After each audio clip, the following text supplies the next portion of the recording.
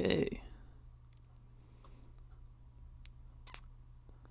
Okay, we should be live.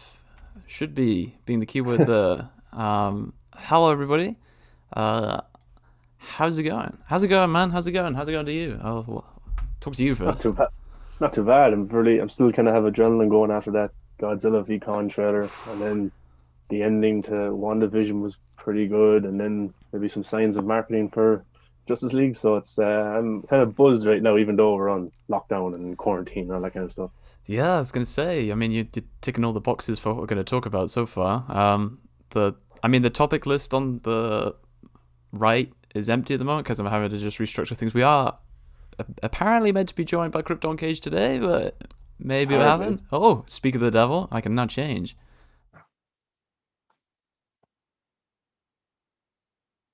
come on, Casey.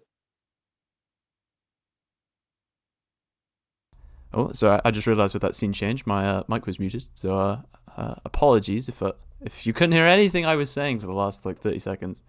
Um, yeah. Don Cage, where are you, man? Probably Um, setting up his fancy camera. oh, all right, all right. We got to bring the production value up a bit on our side if he's going to be here with the fancy tech. Oh yeah, you get the real. It's like being with a director because his camera is so clean and I mean, I personally would do that, but I just I want to keep the show humble. Keep it well respected. I don't want to be like, hey guys, look at my fancy camera, just slapping you around the face with it. Yeah, I don't want to be getting people too jealous because then they'll think like this rich guy starting a YouTube channel. It's just Exactly, exactly. And I got to try and tone down things after last week I had a glass of wine brought to me live on air, oh it's, yeah, which I was yeah, not that was good. anticipating at all. I didn't say, hey, in like 20 minutes, bring me in Yeah, a glass of red and I'll swirl it around while I drink it. yeah, and they weren't in 1 second late, so that's pretty good. Yeah, they're bang on. So, yeah, well, I mean, so we're going to keep it chilled this week, keep it respected. And then Casey comes in Yeah, and whips in his fucking fancy camera and fancy audio. yeah, takes out his metaphorical dick and just starts showing it off. He literally starts slapping everybody with it. And oh But my god. how's your lockdown going? Is it are you extended? I think we're till March now. I think again. We haven't heard anything about extensions as of yet, but the rumor mill is saying like apparently like some shit happening Easter onwards, on like going up to Easter or whatever, which is like Yeah. I mean, all right, I have therefore no reason to leave the house, so I can never miss one of these shows ever. I have to be here every single time. It's kind of good in a way because when Justice League drops, we can just watch it on repeat, and we'll be sick of the movie by the time we're out of lockdown. We'll be just when we're speaking to people, we'll be using like Bruce Wayne dialogue and stuff. Driving everybody mad with the. I mean, that's the thing. Like, if you thought isn't that the fucking meme from La La Land where it's like, they're sat together at a table and Emma Stone's character, whatever, is just looking off in the distance, and it's like literally anybody. And over Ryan Gosling, it's just like him in Oh deep yeah, concentration explaining the significance of releasing Zack Snyder's Justice League. How bad is yeah. it when it actually comes out and we're all just like relentlessly going, "Oh, did you see that? Oh, did you see that? Oh, did you see that?" It's gonna be crazy. It's crazy to even think about because I, I can't see myself sitting down and watching that. I just can't see it. That's But not exactly a good impression. Zack Snyder obviously be listening to the show and saying, "Whoa, Sean's not gonna watch it. He can't see himself actually sitting down and watching it. All right, well, I'm just gonna interpret that as I will and cancel it because screw you, man." it's been a dream the last few years. Just like because I've watched Batman v Superman. Here he is now. Oh V Superman, Jesus, Man of Steel Hey, so many times. this Yeah, production see, value. he has his little avatar there and everything. Oh my god, hang on, can I crop him so I can crop out the avatar? I'm just gonna move him off to the side so we can only see his face. There we go. Oh, I gotta fix how you this. doing, guys? Not bad. What about you? I'm good. I'm good. I'm just using, Zoom for the first time, so I was just setting up the audio and video. Oh, well, there you go. We're trying to test you here. We keep you on your feet. Any software that you are using, we're just gonna deliberately go out of our way to use a different one just to mess with you.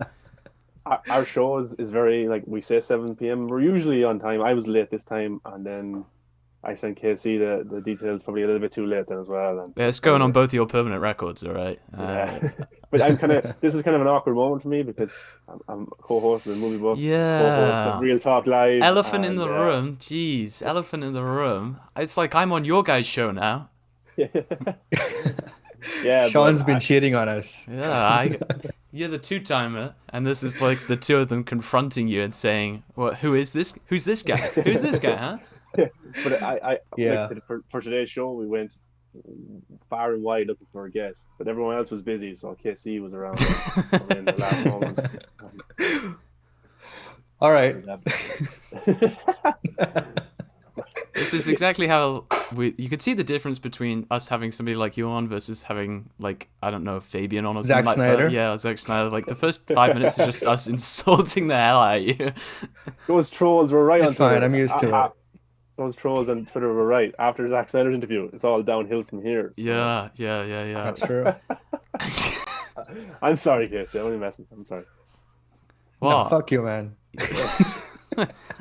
So, I mean, as Sean was saying right at the start, it's been a bit of a crazy week or so. It's been a lot of things have been happening. So I think the first thing we will address is the Godzilla vs. Kong trailer, which finally dropped on Sunday. Thank God. I've been waiting like my entire life for this. And, well, what do you guys think? We'll start with you, Sean. What did you think? Oh, it was like a promo for a UFC fight. It's just like these two titans are about to fight, and the trailer was just. It's called Godzilla v Kong, and in the trailer they basically said, yeah, it's Godzilla v Kong. Like, it's not going to be much different. I do hope it kind of has a deeper kind of story to it as well. The characters might be more interesting in this one, but we're all here just to see Godzilla v Kong, that massive battle.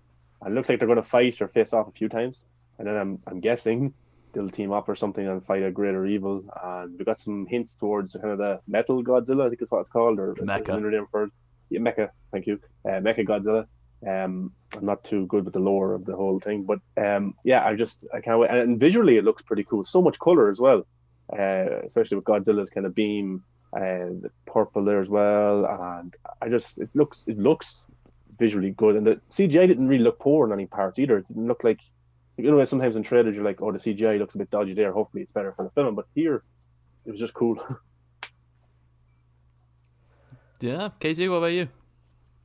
Yeah, man, I totally loved it. And, you know, I'm a big fan of the Monsterverse, and I've been seeing it from the first movie and been following the whole stuff. So to me, this trailer was like, to me, Godzilla King of the Monsters was very epic. Okay, so I don't care if people hate it. I just love it a lot. And to see this trailer finally, it was like seeing the big action again. And, you know, I just loved it.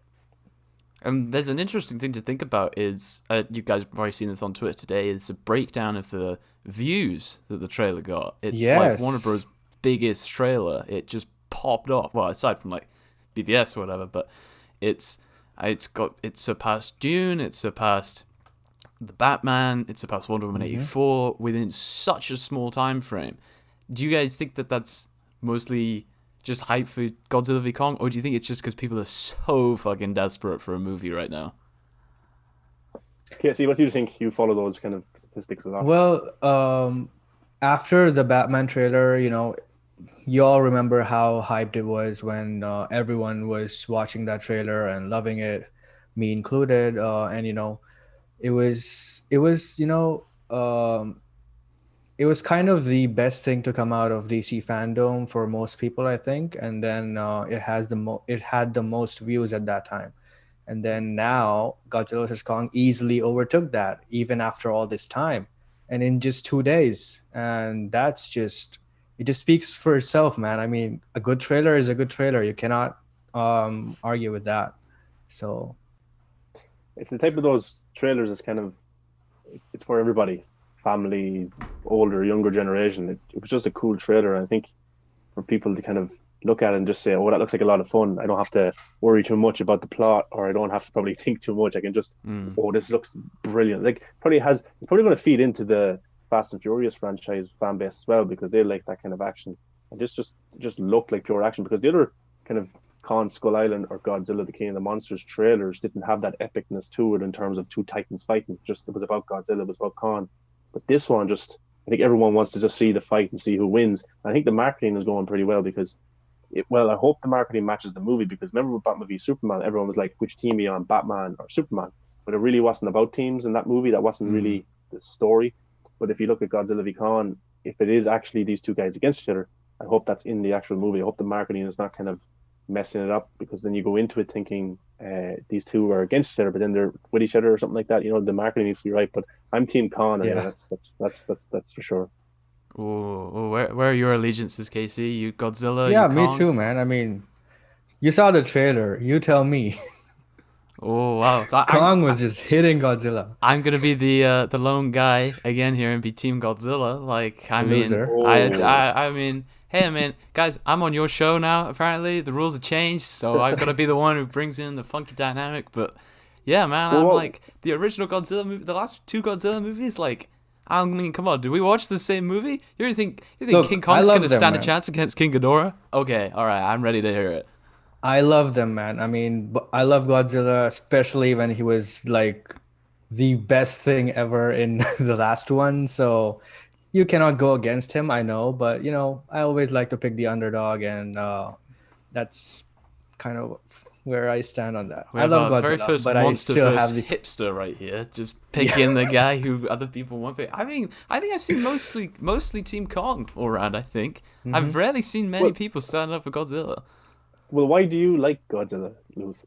Well, I mean, come on, he's fucking a tank. He's Superman. He's like, yeah, he's just like his fucking atomic breath. His roar is probably like one of the most epic noises in any medium ever.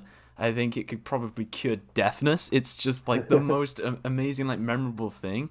He's just a badass. His fighting moves are awesome, like crunching them, the Mutos or whatever they're called in Godzilla 1 with his tail against a building. I mean, he falls over quite a lot, and he can be a bit slow at times. And maybe with Godzilla v Kong, there's an added narrative that he's being provoked by something or whatever. But I don't know. He's just a badass, you know? And you can't go too far wrong with being a badass. Yeah, it's kind of like King Kong is Batman and Godzilla is Superman, because King Kong doesn't really have any extra abilities. I know he can fight and jump and stuff like that, and climb things, but that's basically Batman too. And then Godzilla has the powers like Superman does. And there was actually some posts on Twitter that kind of matched some scenes from Batman v Superman and Godzilla v Kong. Not identical, but I definitely would like to think they took some sort of inspiration, because like Batman v Superman was a huge success in terms of the money it made. And Godzilla v Kong, the MonsterVerse, hasn't really hit those heights of box office. And I'm sure if this movie did come out in theaters, it probably would make a lot more than what the others have. Yeah. But I think if you're looking at how to do a fight between these two titans, I think the fight between Batman v Superman is a good example to use, because that was pretty badass. And I love the part where King Kong just uses the right hook and just just bashes them in the face. That was just so cool.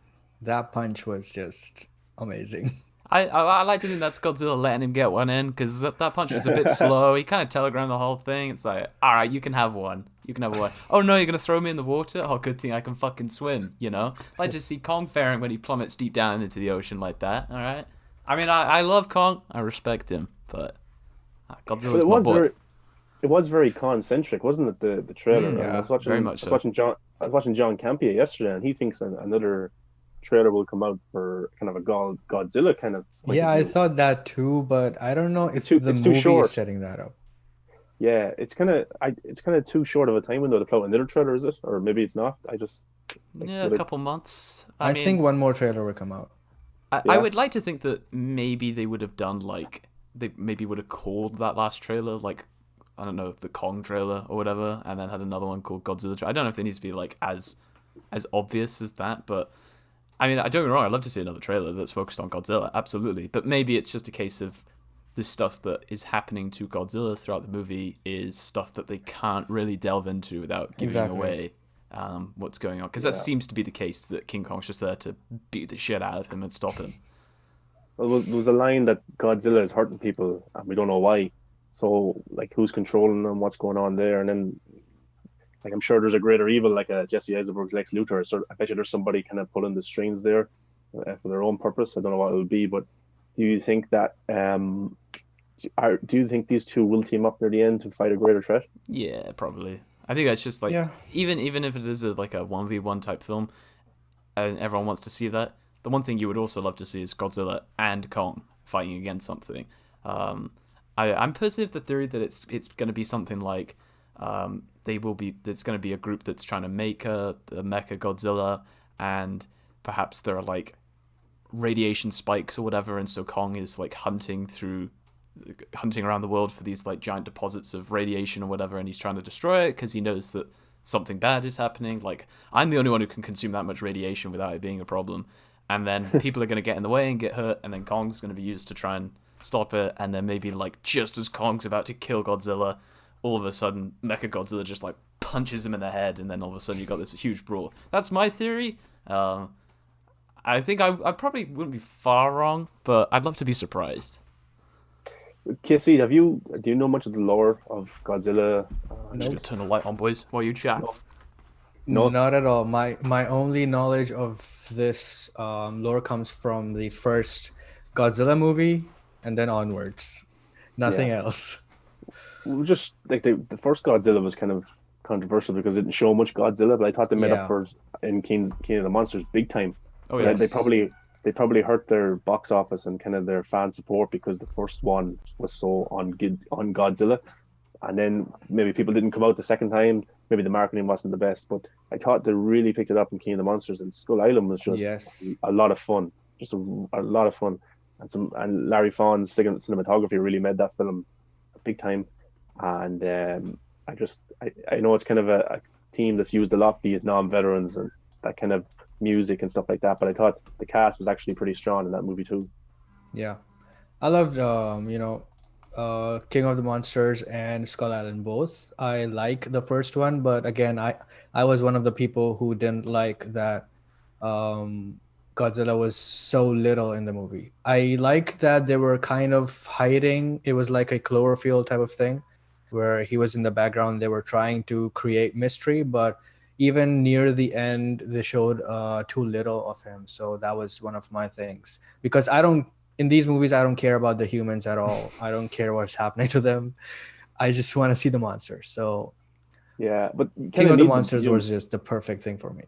Yeah, but you need the humans as well. But you need to use them in the right way. You don't do it like I don't know, like in the Transformer movies where Shia LaBeouf is just running away from every explosion. Yes. You need to, when the humans are in it, they need to push the story, the narrative that's being created. And I hope this one makes up for its mistakes in the last few. The humans actually add to the story, and maybe the creator of Mechagodzilla can be a very intimidating side villain who's like a Jesse Eisenberg who created Doomsday, that kind of scenario. That's what I kind of think is going to happen. But Lewis, do you think this kind of movie should just lean on the monsters, or that are they going to use the humans to really push the story? Yeah, I mean, well, King of the Monsters had more monsters than we're anticipating in Godzilla vs. Kong. I think I have to agree with Casey. Like, it was fucking great. Like, it was just there were human moments where I'm just like, okay, I don't care about your mother-daughter relationship. I want to see Godzilla fighting King Ghidorah right now. Like, that's what I want to watch, right? So, yeah, I get that. And the main focus of the humans is just they need to be, propelling the plot, but in ways that Godzilla cannot. It has to be something that, very specific that they can do. And I think King of the Monsters kind of did that quite all right. I think the first Godzilla kind of didn't really hit the balance that well.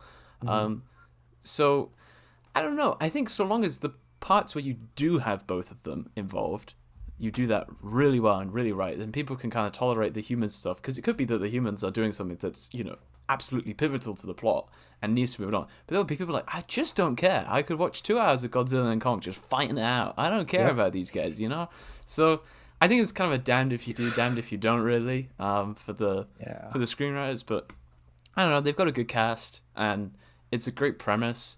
And I think the big set pieces, the real big fights, and there seem to be a lot of them that we saw in that trailer, I think that's just going to be carrying the whole film through. And if they fight, they fight. If they fight against a Mechagodzilla type thing, that's going to be fucking awesome. I'm not going to be complaining about anything. It's one of those ones where at the end of the day, I'm like, okay, I'm watching a film of the third film in recent years of Godzilla.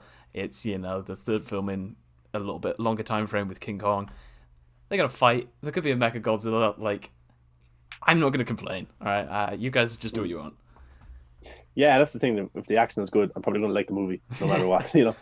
And I like the actually element they I've brought into this with the little girl as well. King Kong seems to have an attraction towards her. Very much like the Peter Jackson 2004, 2005 King Kong film.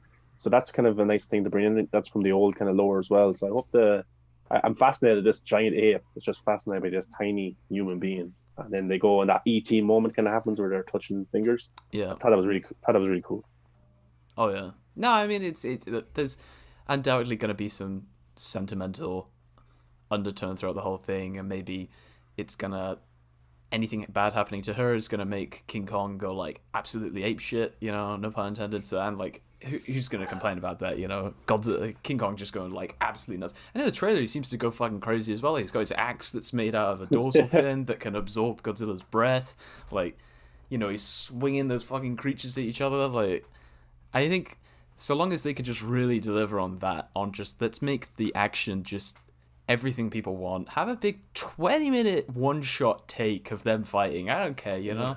I think people... again, that comes back to the point we talked about earlier. I think the bar for what people want has probably been lowered quite a fair bit because of COVID. And, like, the lack of huge blockbuster titles, that they just want something and want anything. And that could be a factor as to why the trailer popped off the way it did. But...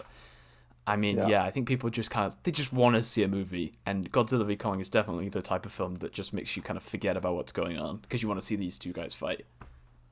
Yeah. Casey, you pay attention to this stuff kind of more than I do, but Junkie's score, was it much in the trailer, or is there a reason why we didn't get it as much? I'm not sure if his score was in the trailer, but I'm guessing it was, because he used those brass, hard brass sounds. So I think it was in the trailer, mixed with that other song, obviously. But I don't know if that was the score that Junkie XL made for this movie. I'll be glad, because I was liking the sounds that he used when the trailer started and stuff. So I don't know. But it's the year of Junkie XL, isn't it? Really? Yes, it is. Zack Snyder, 3 movies. Godzilla v Kong, and what's the third? Army. Wow, that's not too bad. That's only in the first 6 months. Yeah. You got quite the paycheck going on there. He's probably just like, Hans, don't worry about it. You've had your time. You don't need to make any more movies. You've done your thing. Let me have all of these movies now. I don't know. He trained him, didn't he? He was kind of as two of them work together. I think Hans takes on people, doesn't he? And he lets them do their thing, but he's kind of like the guy that gets them in there. So you're learning from the best. Yeah, a lot of people don't realize that most of the score from Batman v Superman is actually Junkie XL's. So only the Superman stuff is Hans, and then obviously Wonder Woman's is Tina Guo, I think it's her name. And then The Beautiful Lie is Hans Zimmer. So other than that, Batman theme, all the action score, everything else is Junkie XL. And even in Man of Steel, a lot of the drums and the rhythm of the drums, that's Junkie XL, even though he's not credited in the movie. Oh. So he's been there since the beginning of the DCU. Yeah, Nice. It's good to have that connective tissue, because the music is a big part. It's kind of carried over from Batman v Superman, Man of Steel to Batman v Superman, and Batman v Superman to Wonder Woman 84 with that score. And I'm sure it's going to be the same for Justice League. And I think we get a hint of Beautiful Lie as well in Justice League. But we're going into the Zack Snyder stuff already. But should we do WandaVision first and end then on our favorite for the year, Zack Snyder's Justice League? I think that's a sensible one. And that was a decent enough segue, so I'll give you that. You tried it. Forced. So WandaVision episode 3 released, and kind of seems to be the first, kind of starting to set things in motion a little bit quicker. I think starting to get a better understanding of what's going on, or is it confused you guys even more? Well, Casey loves the show, so let him go first. Yeah, I totally love it. Like, from the first episode onwards, I was just totally eating it up. It's not usually my style of storytelling, but I like when there's variety, especially in the MCU and stuff. So all the mystery building up and all the sitcom stuff, everything, I'm just loving it.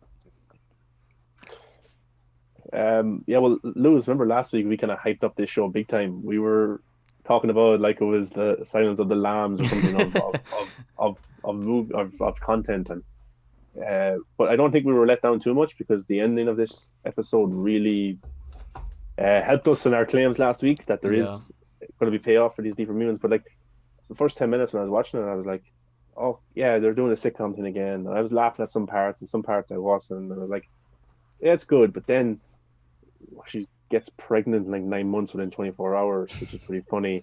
And then she gives birth to 2 children, and then it just kind of kicks off. But I'm just loving the mystery and the theory. Like we talked about it on Real Talk Live as well. Like there's so much to delve into about this show. Like we don't know what's going on, and there's so many conspiracies as well. And I just kind of, I was watching a video yesterday. So Ralph, so Catherine Hand's Agnes, the neighbor, when she talks about Ralph, that was Mephisto's name in the comics, was Ralph. Ooh. So maybe it's just a small Easter egg. Maybe it's just a nod to the comics, or maybe this Ralph Mephisto character will be coming into it. And we talked about it on Real Talk Live. Kind of my theory is that Mephisto was trying to build or take children, powerful children, who have powers, and trying to build his own army, kind of. So he wants Wanda's children because they're obviously going to be powerful as fuck.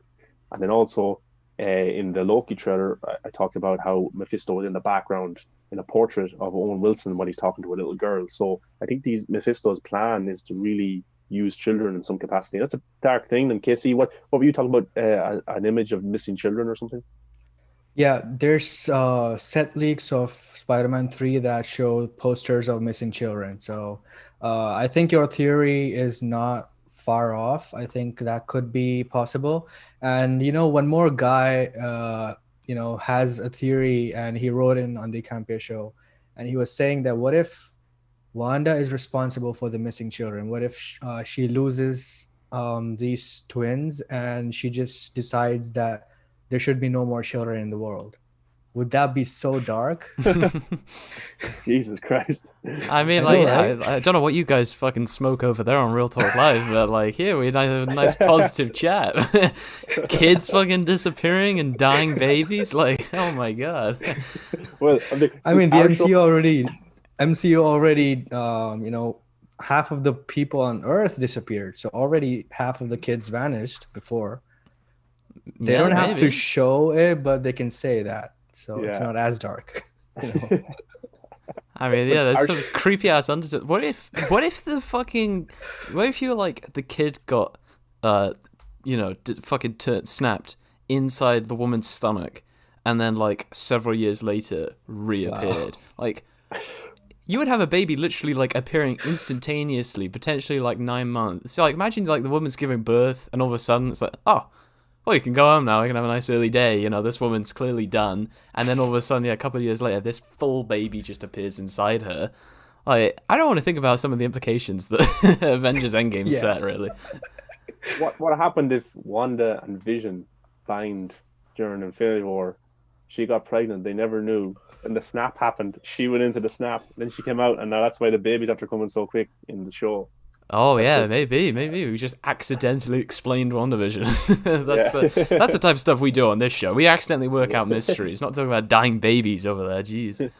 This is my happy hour because it's at 7 p.m. When I'm on Real Talk Live, it's 2 a.m. and I'm like, it's like I met Zack Snyder, A fucking face. Babies. They're taking babies. This is the thing. You're desperately clawing to your remaining energy levels, in case it just goes right. I got this thing I want to tell you about. Right?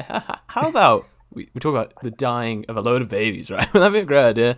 She was just like, please just let me go to bed. Not my I don't want to be theory. here. I'm just a messenger. We're pinning it all on you now. You're the only one that we can. So, Casey sends me the list of what's going to be on Real Talk Live for that show, and I'm looking at the list and I'm like, Casey, we can't use half of this stuff. Why? You're talking about dead babies. You're talking about famines, homelessness. We can't talk about this stuff, Casey. We gotta keep it real, man. Yeah. Jesus. Luke, did you like the episode? Yeah, I did. I mean, I won't lie. I've been a busy bee, and I watched it about 45 minutes before we started today.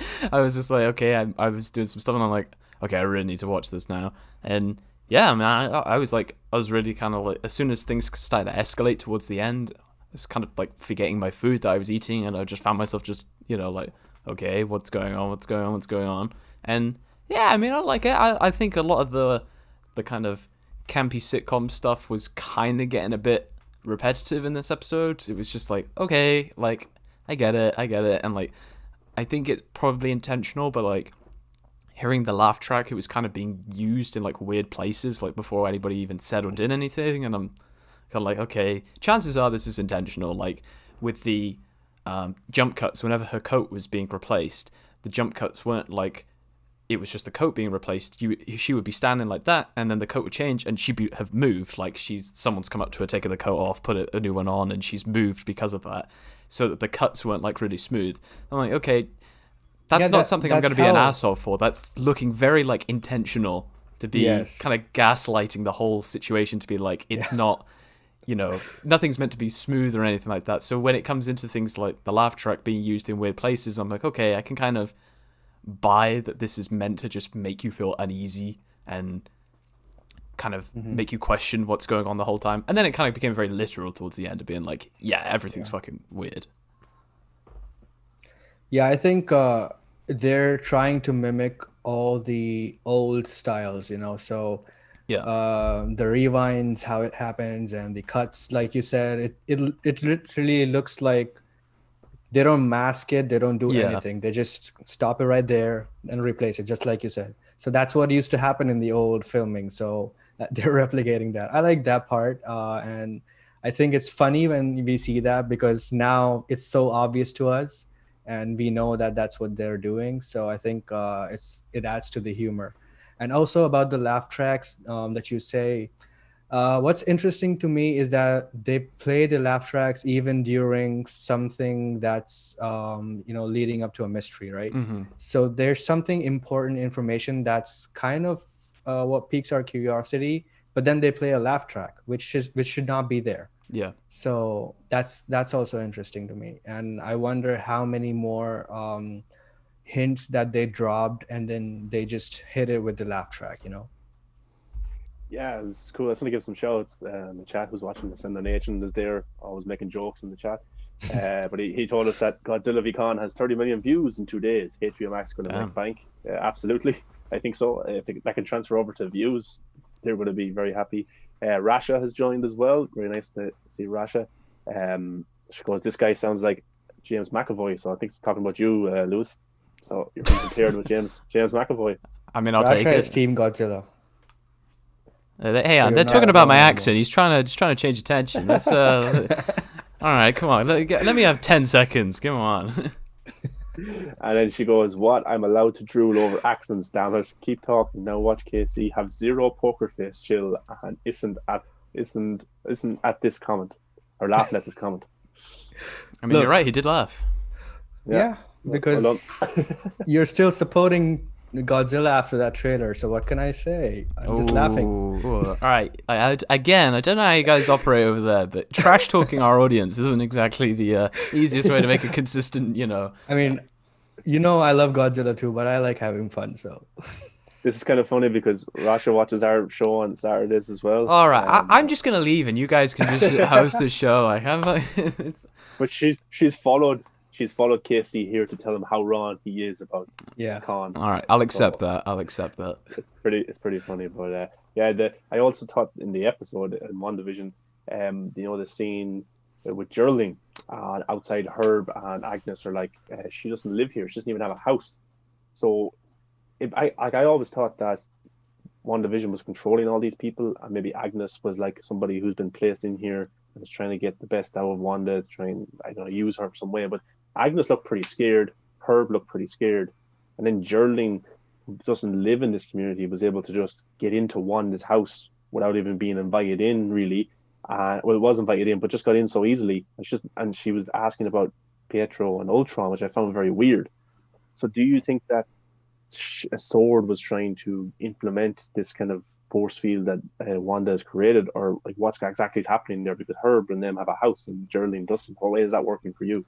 I don't know if it was like, part of me has the idea that they're all kind of doing as you said, they're kind of trying to get something out of Scarlet Witch or whatever, and maybe Geraldine just did a very bad job. Like, she made a load of mistakes. Like, Agnes is kind of maybe, and Herb are kind of like, well, Agnes is probably doing the best job of kind of towing the line of trying to keep up this sense of normality, but then you've got Herb who's like running a power tool through a brick wall, and and then Geraldine just straight up getting a load wrong. Like maybe it's they've been briefed on all this information about her, and then she just accidentally lets slip that she knows something that she shouldn't. Like the idea that these people have been sent into Westview with all this information they need to know about her, and that's just something that Geraldine knew and then accidentally said, and then was like, oh no, I didn't say anything, I've got to course correct, and then I don't know, maybe Geraldine's gonna get killed because she fucked up, or well, we might see it later, but you know what I mean, like there's gonna be repercussions for her messing up. That was the only thing that kind of jumped out to me, that maybe that could have been a case from, based purely on the fact that she then gets thrown out of that reality or whatever into real life, like the idea that they are agents. But I don't know, you guys got any better ideas? No? All right. Good talk. All right. Well, that's all for today. Thank you very much. We'll talk about it on Real Talk Live. Oh, fuck you. I was waiting for Sean to say. Well, I was just going to say that I think that the Agnes and Herb, I think they realize what's going on, but they don't want to piss off Wanda too much. So that's why they're not bringing up things. And then Geraldine, who works for SWORD, gets in there straight away. And the first thing she talks about is Ultron and Pietro, which you don't do, and she tries to kind of poke the bear too much to see what's going on, and that resulted in her being thrown out. Casey? Yeah, I think I don't have a comic knowledge of SWORD, but I used to see Agents of S.H.I.E.L.D., so I know S.H.I.E.L.D. are the good guys. That's the only thing I know, and Hydra are the bad guys. So I don't know if this is being done by Hydra or SWORD, but I think one of them is controlling the other, or maybe they're working together. I don't know, but I don't think Wanda is in full control of what's happening here. And I think the SWORD agents are sent in to like keep her in check or something like that. And Geraldine, I think Geraldine doesn't remember why she was sent here, and none of the others do as well. And there are certain trigger words or something like that that make them remember that, we're trapped somewhere and something's not right here. So Agnes could be the one that's doing that constantly. And even when Wanda talks about twins and how she had a brother and stuff like that, then Geraldine seems to remember.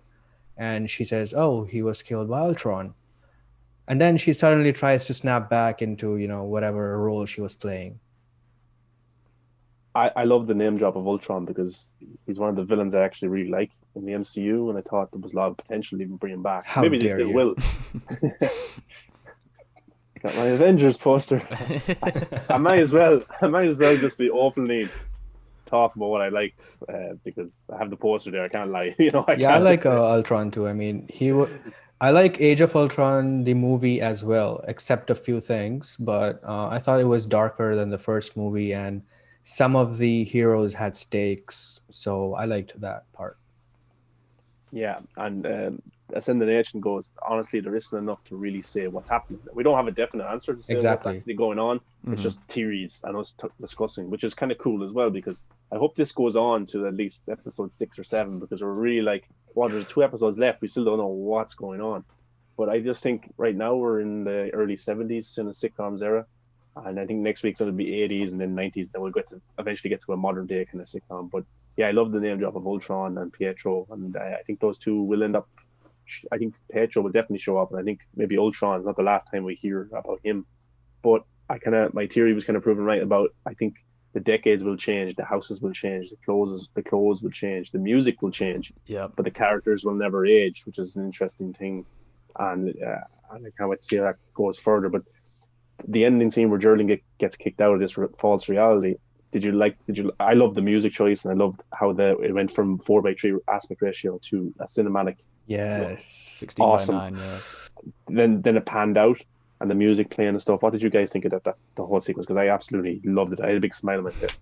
Yeah, no, I think it's probably one of the standout features of WandaVision is their use of these kind of filmmaking techniques that you kind of just, for the most part, just don't really question. Like when you're watching a film, you don't question the aspect ratio. You just accept that it's cinematic widescreen. That's just the standard. Or the errors that they're trying to replicate throughout the show.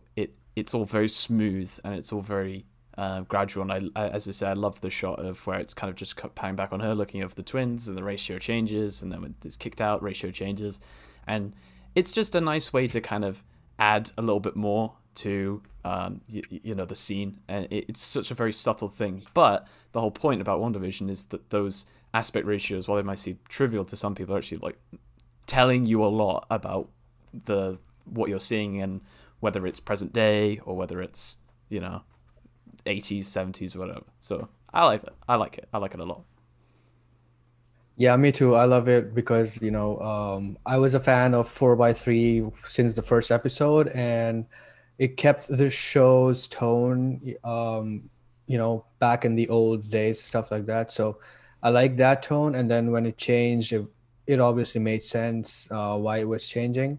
And I think more filmmakers are going to use aspect ratio as a tool going forward after 2019 and 2020, because a lot of films I've seen recently tend to do that, and especially because of the streaming services, they demand a bigger aspect ratio. Like, they don't traditionally have the ultra wide, they need more full screen type of aspect ratio. So especially Netflix, they want the standard 1080p type of aspect ratio. So I think this needs to be implemented more as a tool rather than just a type of look, not like Michael Bay though, when you have 6 different cuts with 6 different aspect ratios. Just use it wisely. KC blessing us with his years of wisdom, watching TVs from the 80s and 90s and today's world. Yeah, WandaVision makes him feel like a kid again. That's what he's trying to convey to us. But I think, and thanks for you talking about that, I can find a very smooth segue into saying that the world of aspect ratio is a very lovely thing. And one of the biggest projects to come out this year that's having a little bit of fun with aspect ratio is Zack Snyder's Justice League. What a smooth segue that was. I had to do that before I addressed a couple of messages in the chat. There was, Russia said, "What's up with the credits being just as long as the show?" I fully agree with that. Obviously, I know they got a lot of people to thank, and there's like 200 million on this show, but it's like, I get to the end and I'm like, oh, there's another scene coming, and it's no, it's 15 minutes of credits. I thought that too. Skipping like 10 seconds, 10 seconds, 10 seconds, 10 seconds. Oh no, it's absolutely nothing. It's just a lot of people. It's different music, isn't it? Is it different music every week? Yes. Yeah, that's weird. Yeah. I think that's also a part of, they're dropping certain Easter eggs, I think, in the credits as well. I didn't see them, and compare them, but I noticed different animations and different kind of music notes added to that. So I guess that will change way more until the 9th episode. Yeah, and obviously full credit to the people in the credits. Don't want to look like an asshole and say, Yes. I don't care about you guys. I want to see more content. The music is cool though. Yeah. It's so good. And the credit style is actually really Yes. cool. Like, you got all the individual like LED lights and it's all changing. I love it. It's very creative. But let's get on to our final topic of the day. Zack Snyder's Justice League. We have a theory question from Barcelona B, which will be talked about in 5 minutes. What is the theory that Barcelona B has put in the chat? He goes, do you think the X-Men will be introduced into the MCU? There's a theory that the X-Men Quicksilver might make an appearance. I mean, I'm very interested to see how they're going to do it. Do I think that it would be something... I mean, I really don't know. That's a hard question. Because one of the things that we've talked about before is finding the right balance between what you do and don't include in WandaVision in order to try and avoid like alienating large sections of the audience. Do you want to put a lot of stuff in WandaVision of significance that makes people think, oh, I have to watch this show, but you have to be careful that you don't go too far and say that people like, oh, I didn't watch WandaVision, I feel like I'm so behind, so I'm not going to bother watching this, like, oh, WandaVision's tied in with Spider-Man 3 or whatever, I'm not going to bother watching that because I haven't seen WandaVision and I got to catch up on all this. You go too far in some places, that starts to have a ripple effect elsewhere. I mean, I don't think Spider-Man 3 is going to have a particularly bad time for the box office, but that's a different question. I mean, I don't know. I'm waiting. I think the end of the season is just going to be insane, and I think it will probably set the foundations for a lot of Phase 4 stuff, which I'm very excited for, but don't think that we're going to see the X-Men in this show. I think, well, I was just going to say, Evan Peters is rumored to be in the show, and he played Quicksilver in the X-Men Fox universe. There's talk they may play Mephisto, but I wouldn't be surprised if he does show up as the X-Men Quicksilver because of what's happening with the multiverse. Tobey Maguire's coming back from the Raimi world. Andrew Garfield's coming back in the Mark Webb world. We also got the other villains coming back too. And I wouldn't be surprised if they bring a certain character from the X-Men world into the MCU. They're also bringing the Netflix Marvel characters into it as well, talks of Daredevil and stuff. So I wouldn't be surprised that Evan Peters is playing Mephisto or he's playing Quicksilver. I do think that there will be some kind of hint at an origin for the X-Men going forward, but we'll have to wait and see. KC? Yeah, I don't think so either. I look, the rumors of them being here, I mean, the Netflix Marvel stuff and Fox stuff, the rumors are there, but nothing has been confirmed. And I don't want to make assumptions based on those rumors, but I will say that having Evan Peters on this show kind of is interesting because they keep mentioning Pietro, but he wasn't Pietro, and he was Quicksilver, but he's not from the MCU. And I don't know, it's kind of weird, and he's even on the IMDb, so I don't know. It could be, but I'm not sure that they'll bring in X-Men this soon in the game. I think they'll let their multiverse stuff play out, and then maybe later. I think they'll introduce Fantastic Four before X-Men. That's that's fair enough. I think either way that there's going to be some significant implications for the MCU moving forward. Like it definitely seems to be building, which I mean that's what the show should do, obviously. But it does feel like there is an extra element outside of what we're seeing that will be, something for people to be like, oh, okay, this is going to set up this. So when they're watching a future show, a future film, they'll be like, oh, I saw that in WandaVision. So who knows? It's going to be a lot of fun, but it's not, it's a week at a time. Yeah, it's good. It's good to have these discussions though, and just kind of have fun and see how wrong we are in a few weeks.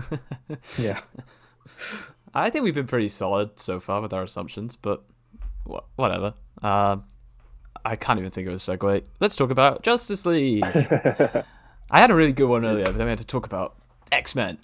All this. Well, people brought in theories. We have to address the theories. You should have known when I was going to do my segue and then brought up X-Men way before that. We should have been starting X-Men at the very start of the show. You got to be ahead of the game. Fault. God damn Sorry. it. Okay. Always.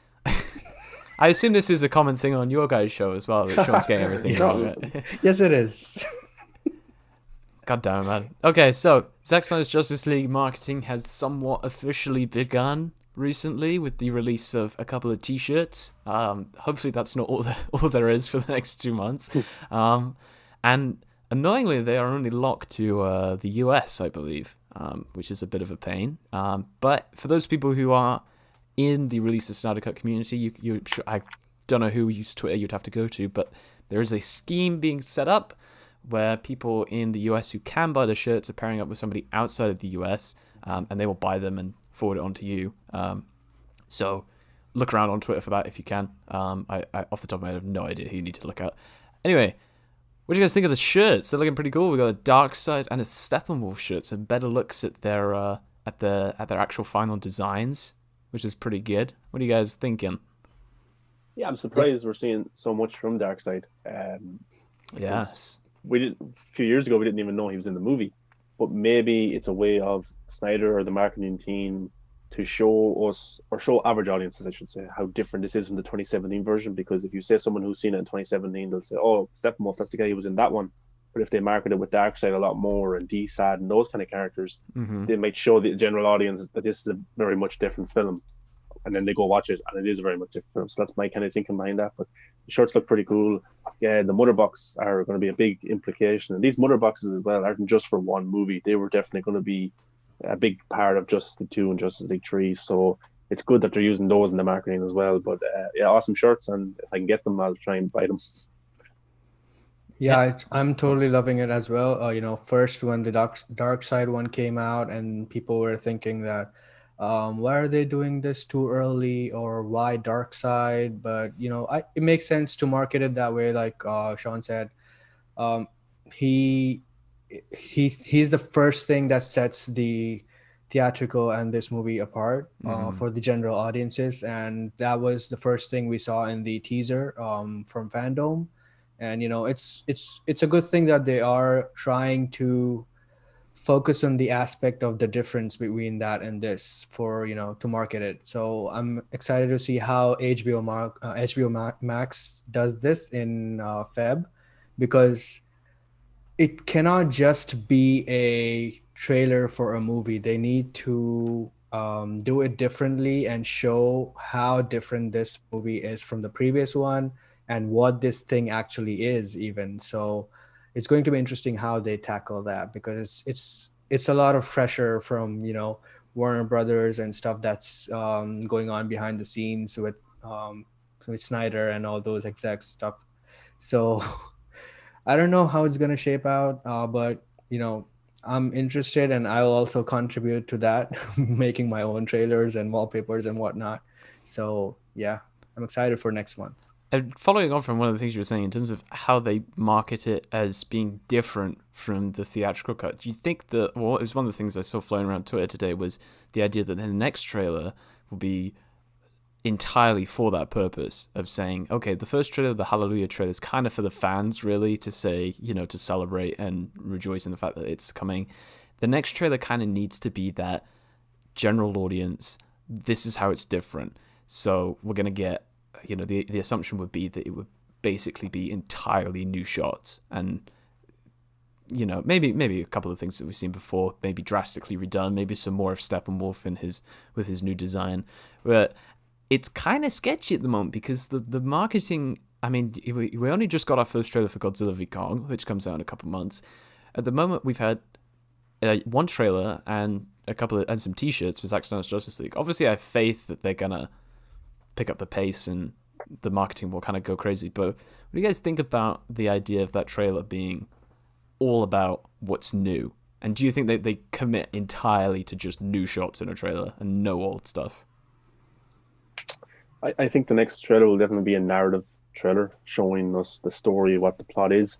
I actually think it's going to be a lot different from the very first one we got for Justice League back in 2016 or 2017.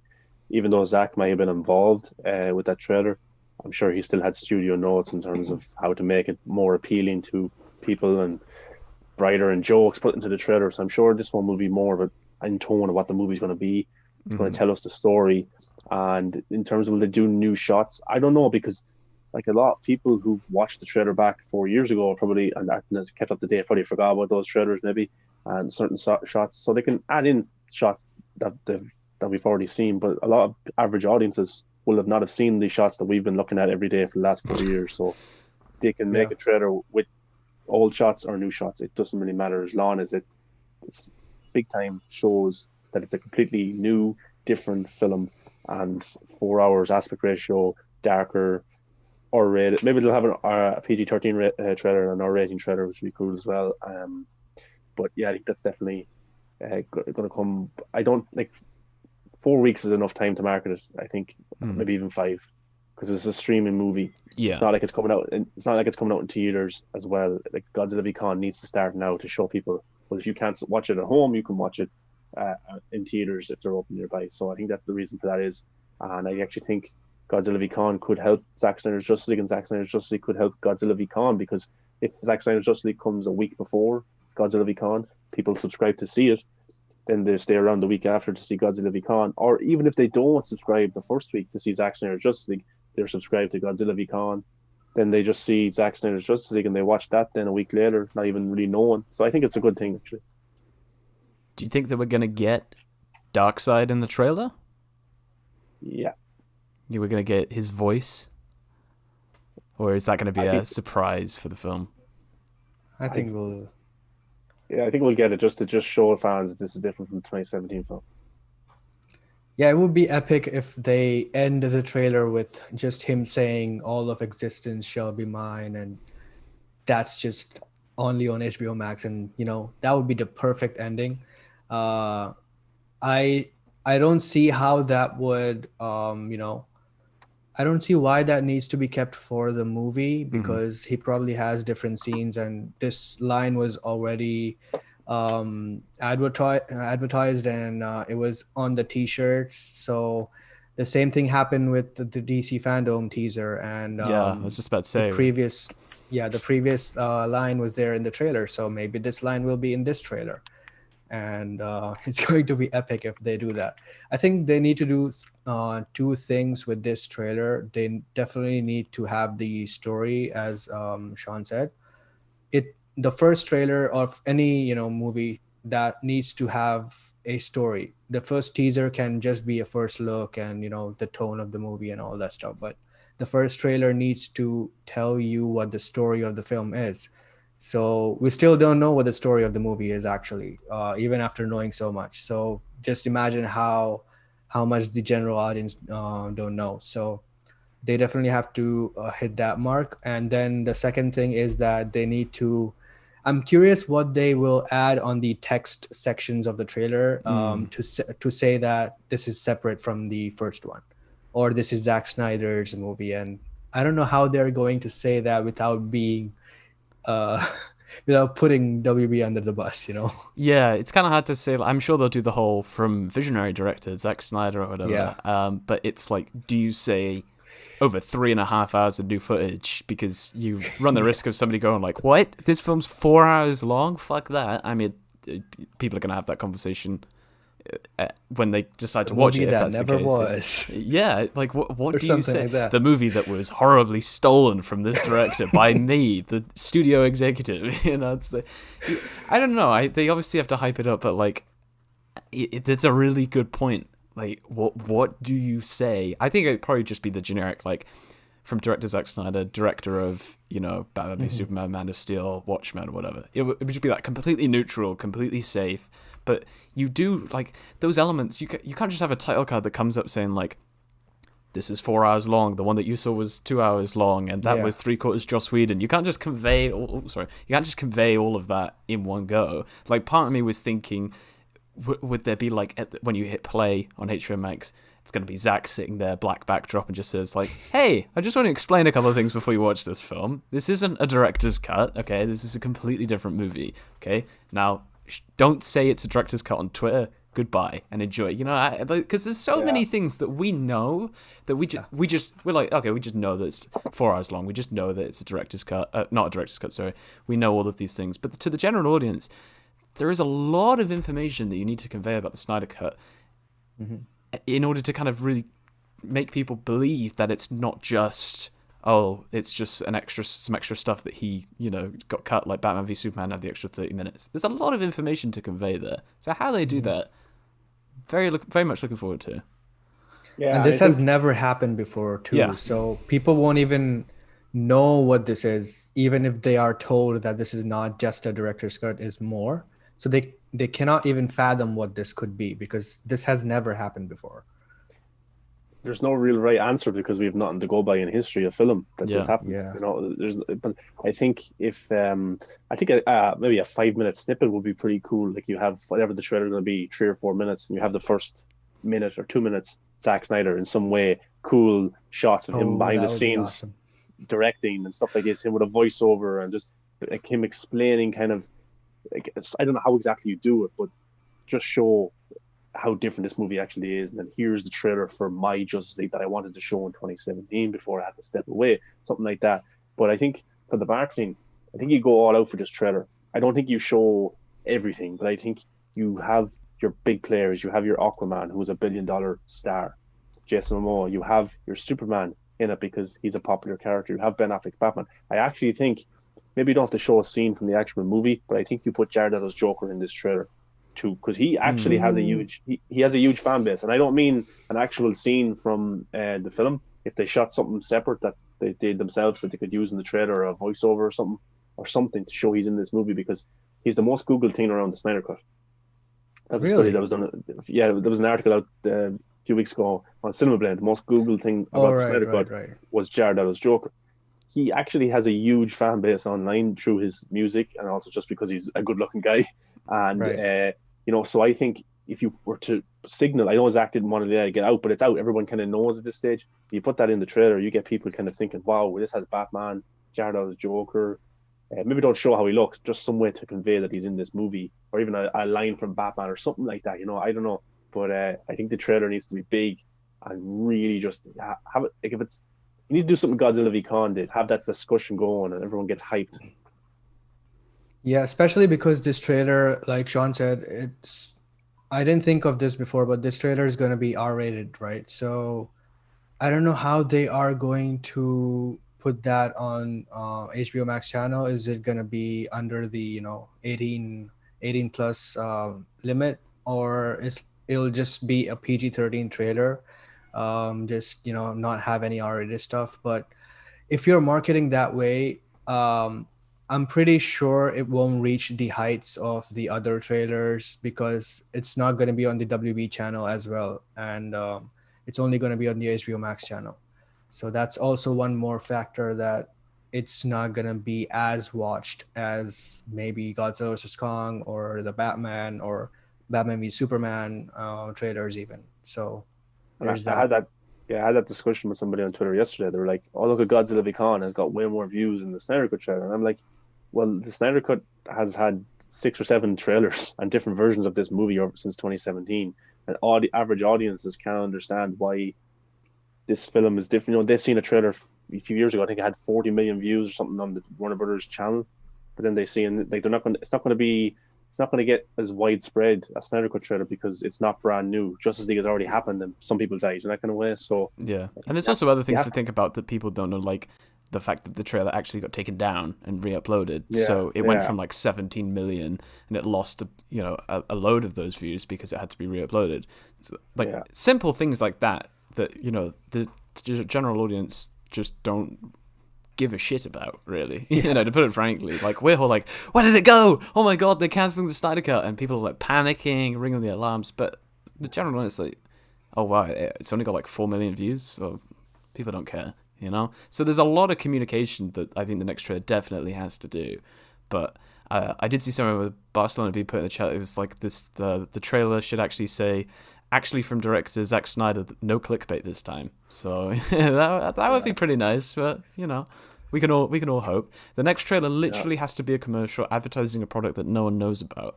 I think that's fair. I think it just has to be treated like this is the first trailer for Justice League, and it has to do those original trailers, whether they had Whedon elements or not. I thought they were awesome. Like the We Could Be Heroes trailer, I thought was a really good trailer, and it definitely got people excited for it, and the numbers were huge. So you just kind of have to do that road again. And I think, bringing in R-rated elements into the trailer is probably not going to do him any favors, even though that is the vibe of the film. But I'm probably going to be hoping that you can kind of glean that darker vibe without needing to see supposedly what we saw recently with Steppenwolf dragging an Atlantean onto the surface and watching him choke, which I really hope is in the film because that's fucking dark as shit and I love it. Yeah, well, the thing with the trailer, just make it cool. You don't have to show all the dark themes, as you said. Just make it cool. Have Batman say a cool line. Have him do something cool.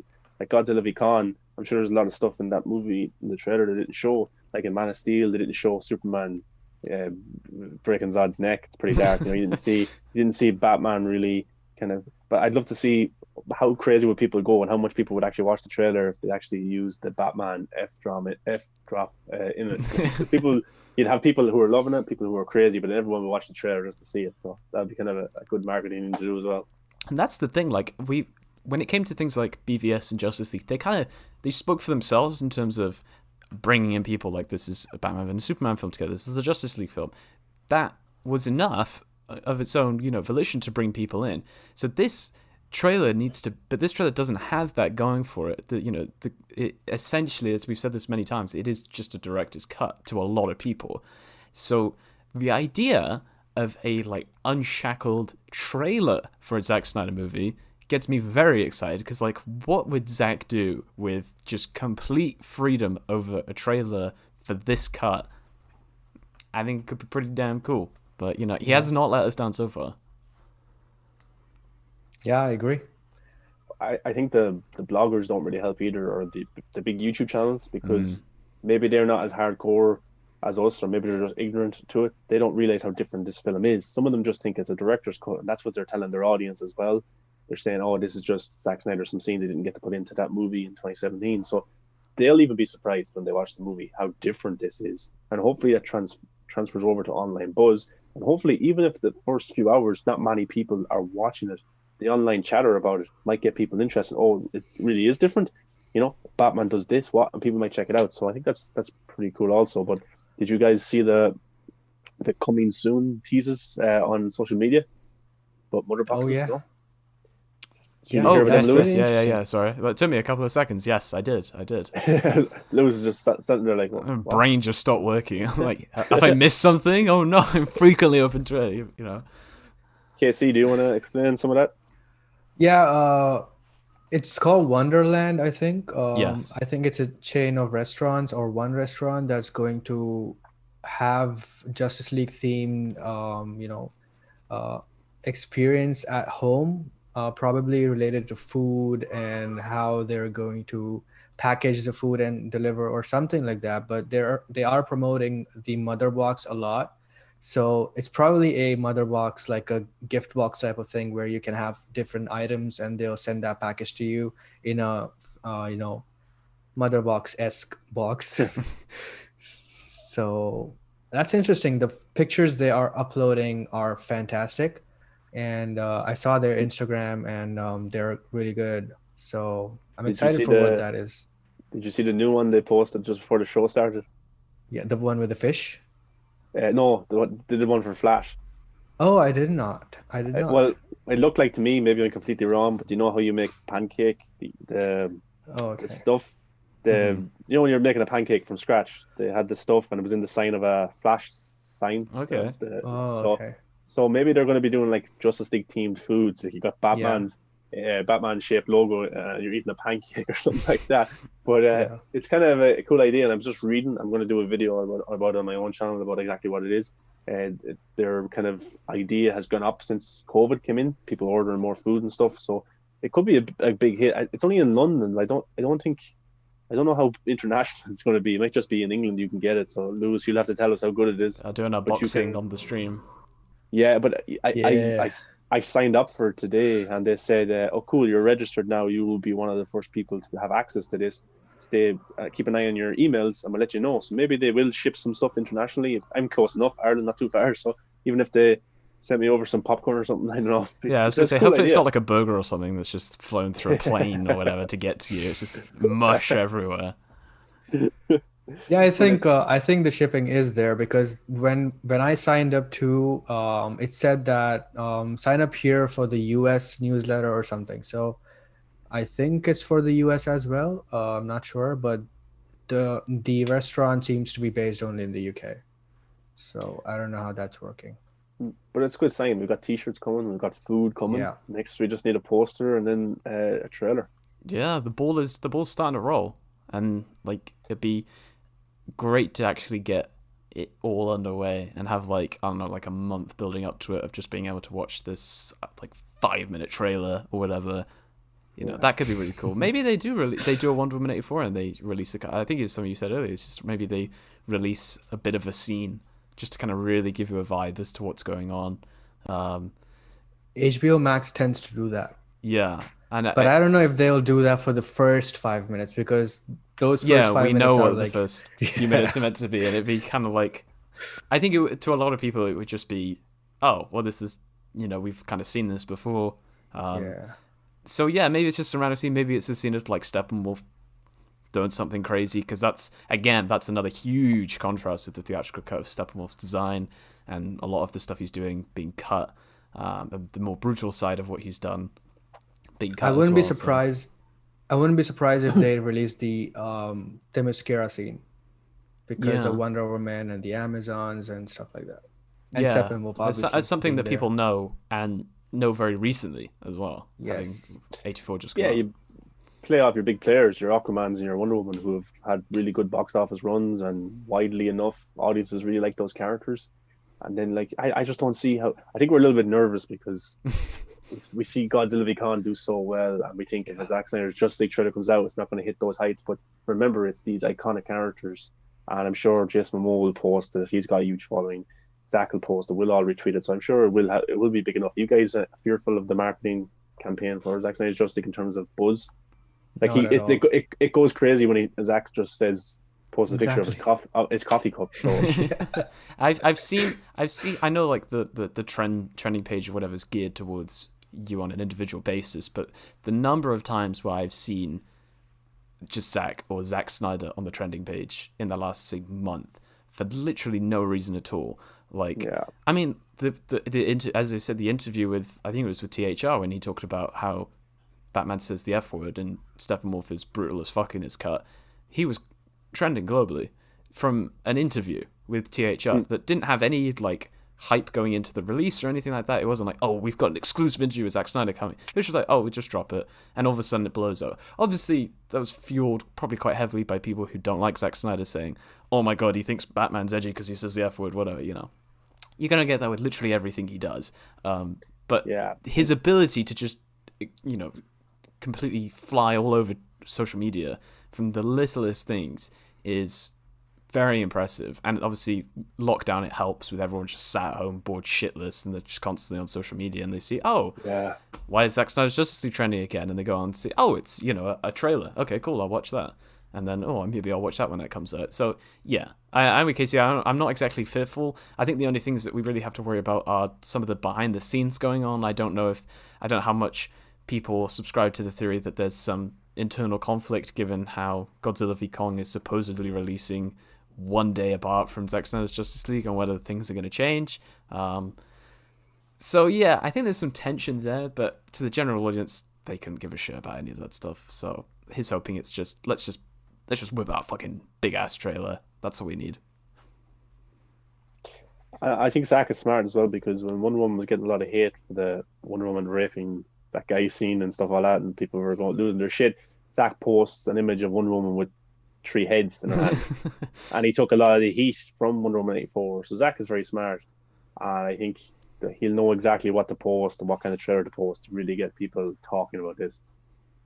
Oh yeah, for sure. And like, I just think back to like the countdown he did when he was releasing those like 20-second trailers on Vero a few months ago. It's just that alone was just people going, okay, we got a trailer coming. Oh my god, oh my god, oh my god. And then yeah, so the countdown and the hype for the first proper big trailer that's narrative driven and whatnot is, I think it's self-sustaining. You know, as soon as it drops, it's just, and everyone goes crazy for the right or wrong reasons. Any publicity is good publicity. Exactly.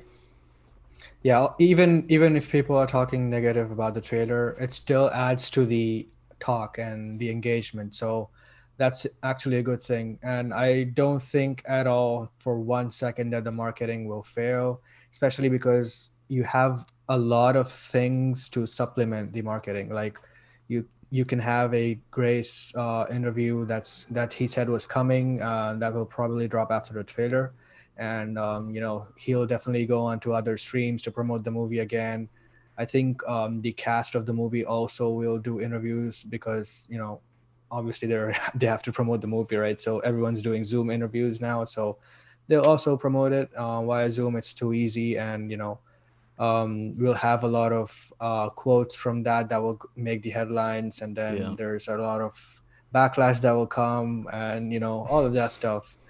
And there will be toys, merchandise, and there's so much that every week it'll be trending and everyone will talk about it. So I don't think once Feb starts, I don't think we will even worry about it at all. Yeah, and like we're worried about, will a number 2 happen, will a sequel happen, but like 70 million has been put into this. Toys are happening, merchandise is coming, food is coming. I don't see how this isn't a success. And Walter Hamada and Toby Emmerich is like, they're trying to ignore the success, and Jason Kilar and AT&T are like, what's going on? This film did really, really well. Why isn't there a spin-off or a sequel being talked about or something? Because I just think there's too much good things. Because if they just wanted to, they could have just released the movie and that's it. There could have been no extra stuff. Yeah. There could have been the Godfather Part 3, they did a new ending and everything. They just released the movie out in Blu-ray and digital to buy. The same with Rocky 4 is going to happen. But no, this is getting extra stuff. Everything is extra. So I can't see a world where I've said this before. I 100% think we're going to get some continuation of the story, and that could be side story, it could be a small thing, it could be animation, but I think we're definitely getting something after Zack Snyder's Justice League. Yeah. I agree completely. I Well, don't think they let's hope we invested do. so much in just, having this movie released. I think they invested in Snyder, and they wanted to continue this universe with, sequels or spin-offs or anything to, they just had it. They were not buying a golden egg, they're buying the golden goose. So that's all it is to me. Yeah, and I think I mean, I'm not going to pretend like I know how all the finances are going to work behind movie making, but 70 million is a lot of money for a film that's supposedly, complete, fully shot. It's just got, the VFX and stuff like that to complete, and score and all that stuff. But 70 million always struck me as a very high figure. So part of me, if we are buying into the goose theory, that it's them saying, hey, you got screwed over big time in the past, but this is the new Warner Bros. This is the new environment that you would be working in. You want 60 mil, take 70, I mean, obviously that's not how that conversation went, but I believe that it was probably a case of them 100. I need 100. I gotta build a new extension on my house, give me 110. Like it feels like it's them saying, okay, hey, this is the new environment that you're going to be working in. You don't have to worry about what happened before happening again. We would really like you to keep making stuff for HBO Max, because whether people are talking about your films positively or not, they're talking about your films, and you're drawing a lot of attention. And that's exactly what we need, is a streaming service that's trying to get in edgeways with Disney and Netflix. So yeah, I definitely think that they're trying to convince him that this is a long-term thing. Like, you don't just say, oh, here, Zack, have you got a film that's like basically complete? All right, have 70 million. You don't do that. You would say, okay, this is a film that we could get published on our streaming service for no money at all. Let's just get Zack to try and finish it however he can, and then we'll put that out. But instead they say, no, take 70 million and, do what you want. Shoot some more stuff for it. And especially as we know that new stuff that was shot is geared towards setting up and teasing future films.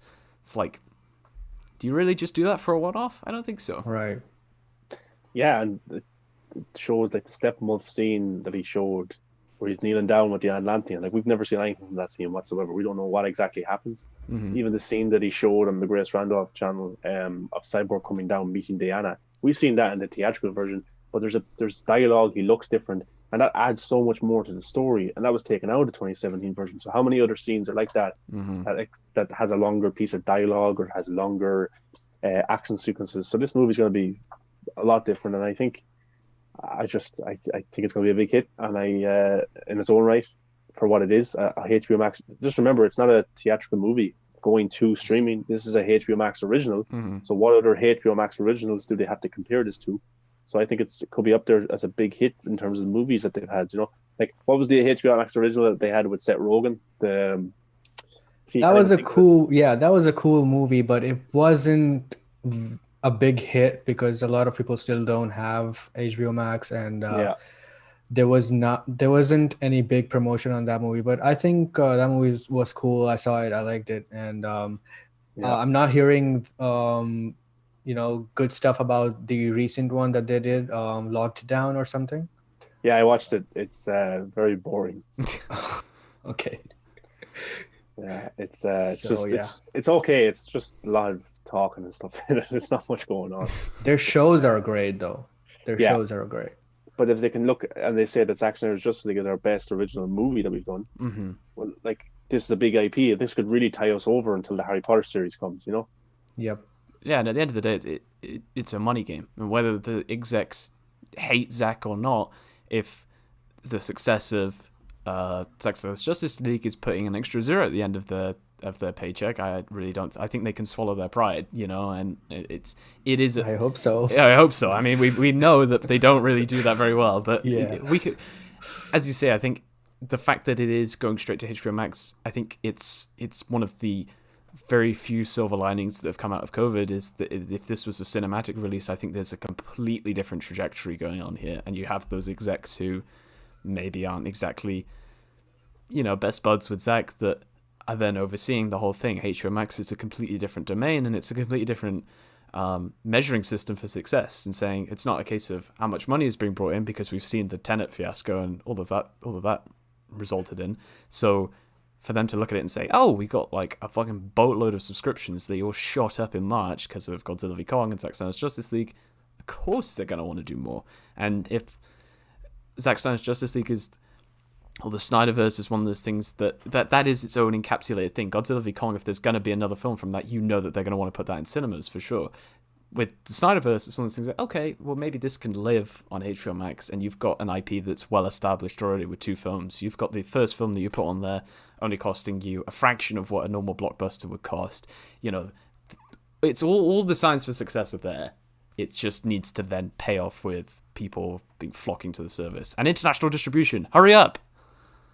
Yeah, and I think like they had eggs on their faces when Joker did so well. They didn't want that movie. That made them look so bad. And then what happens if Justice League comes, a movie that they didn't want? They could have greenlit it in the last 2 years. They could have just said, Zack, finish your movie, we'll put it on Blu-ray. They could have done all those things. They didn't want to.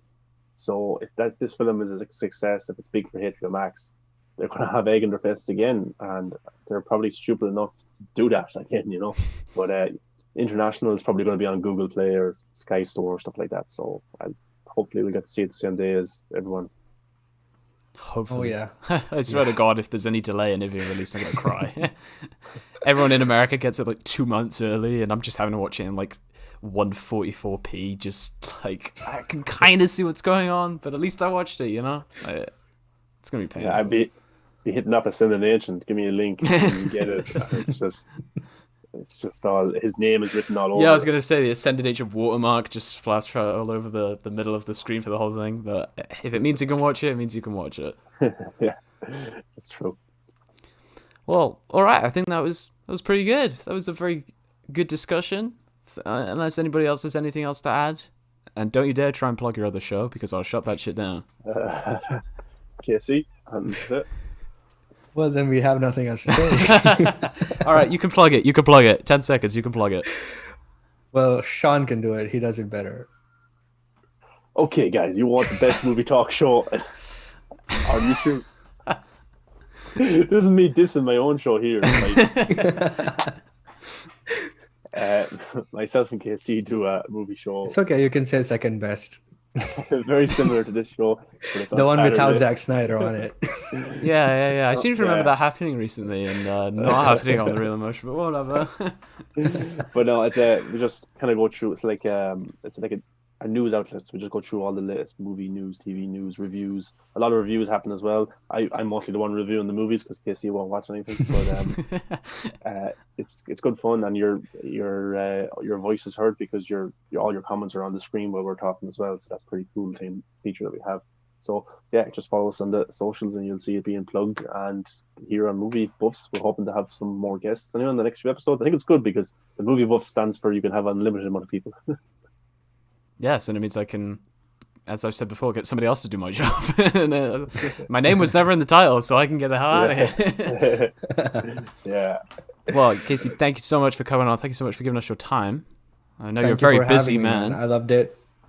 Yeah, I loved. I've been watching your show, and it's always really cool to hear you talk, especially not Sean. Thank you. But Thank you. But yeah, you got a lot of good stuff here, and I loved coming here, and it was an awesome discussion. Thank you for being one of the sane ones in the fandom, and Wow. Wow. Come back to like This episode goes back 60 or whatever, and then it'll be a different story. Yeah, it's just like Lewis. This is a statement. Sean has left. Creative differences. Scheduling conflicts and creative differences. My new host is now Josh Whedon. Oh, Jesus Christ. Bring on Kevin Feige, then he'll praise your poster behind you. Yeah, did he do that to Sean O'Connell, was it? Yeah. Yeah. It would just be everything non-Marvel related would be torn down, and it would just be that same Avengers poster like 7 times behind him. Sean O'Connell was like, so Kevin, what about Phase 4? And Kevin's like, oh, that's a good poster there.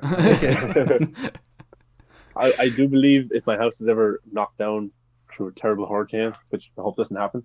The Avenger poster will never fall down. It'll always be stuck there. It can't be taken down. I'm being tactical. I've got like this space here. I've got some space up there. I can just slam some posters everywhere. I get a giant green screen that's just Kevin Feige's face, and really commit to it. Yeah, that's awesome. All right, awesome, nice show. Thank you everyone for watching. It means a lot.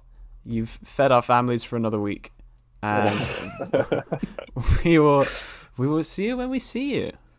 For the children. For the children. For the children.